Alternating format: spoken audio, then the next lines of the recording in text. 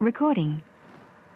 Hey YouTubers, Mo here from Mo's Motorcycle Journey.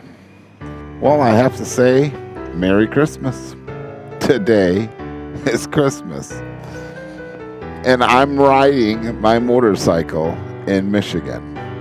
That is just crazy. Let's see what the temperature is. 49 degrees. Yeah, can't go wrong with that, guys. Anyways, I just turned around here to turn my camera on because that takes more thought than just riding. That being said, I want to talk to you guys a little bit about, do you trust the dealer? Now, what I mean by that is the motorcycle that you're buying, if you're buying it from a dealer, do you trust them? If you're buying it used, do you trust them? That's the question today. So if you're interested in that, stick around, start the intro.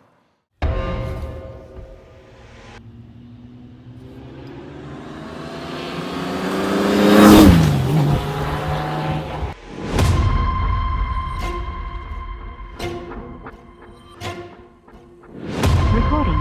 All right, welcome back, guys. If you just stumbled across the channel, click that subscribe button. You can ring the bell notification. YouTube will let you know every time I upload a video. Do you trust the dealer? Well, that's a good question. I don't know if you can trust the dealer that you possibly are purchasing your motorcycle from.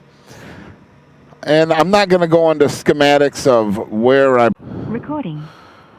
Okay. Before I lost my battery. So the only thing about these cameras for these motorcycles, you gotta, well, certain kinds, you gotta be on top of them. But anyways, so should you trust the dealer? I'm not gonna get into dealer names, but I am gonna say this. When I went and bought my motorcycle, they had this big printout of everything they did to it. Now, I took it and I looked at it and I looked to see if the last VIN numbers, the last four of the VIN matched, and it did.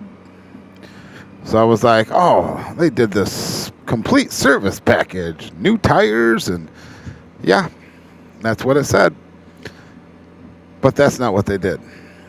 And I questioned the air filter, but I was like, no, they're a reputable dealer, so they're good. I trust them. Big mistake right there. Don't trust them. If you didn't, I don't care what type of paperwork you get from a dealer. If you didn't actually see them do it to the motorcycle or go back and visit it when it was in service, when the guy was changing the oil or changing the final drive fluid or changing the brake fluid or just changing the air filter, pulling it apart. You saw your bike laying there in pieces, the one that you're getting ready to buy. Well, then I believe the dealer did it.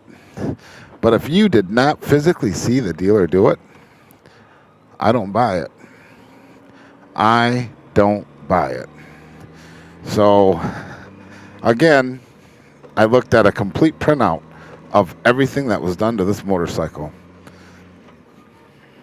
And when I changed my final drive fluid, that stuff was black. It was blacker than black. I mean, I don't know how black you can get, but that was black. And they just did it. Let's see. I only had 14,000 miles on it. And, well, no, not even that. It would have been 12, 20. It would have been 10,000 miles. It would have had 10,000 miles on it. It shouldn't have been black. Still should have had some clarity to it. The density should have been, darker, but it still should have been some clarity. That looked like factory final drive fluid. And everything was torqued down, and I thought, that's kind of strange that the dealer would torque everything down. It just didn't make any sense. So, moral of the story, guys, I gotta do all my fluids. And my air filter, because I don't believe that the dealer did it. I'm not saying that the dealer that you're dealing with isn't doing this stuff. I'm not saying that. But I'm saying this, don't trust every dealer. Like I said, I looked at a complete printout of everything that was done to this motorcycle. So it should have been done. They shouldn't have just guessed at it. Yeah, it had new tires, had an oil change with too much oil in it. And I don't know what kind of oil they put in it, so I made sure I changed that and put the right kind of oil in it. So, but that's the moral of the story. My Christmas present to me, and yes, back to Christmas. It's Christmas Day here in Michigan, and I'm riding the motorcycle. Now it says 57, but I was parked back there, so it's like 52, 51, right in that area. But Christmas Day ride, you can't go wrong. One of my Christmas presents to myself was a new car.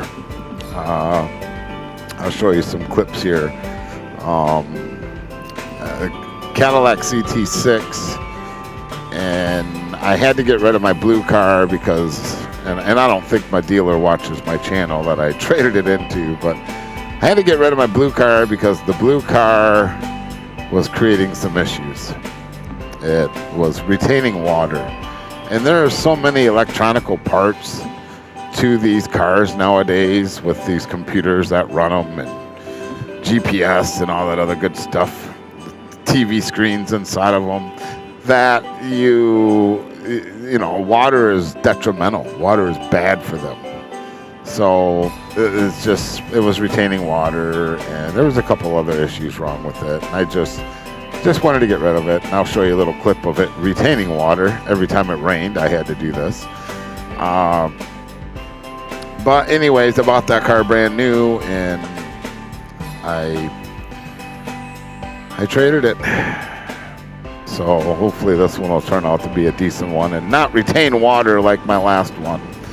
So, but anyways, guys, a Christmas Day ride here in Michigan. Never would have thought that would have happened. Hopefully you guys had a great Christmas with your families and enjoyed one another. Make sure you hug everybody. Tell them that you love them. And always keep in mind, if you don't make the choice makes you. You guys have a wonderful day, and we will talk at you soon. Take care.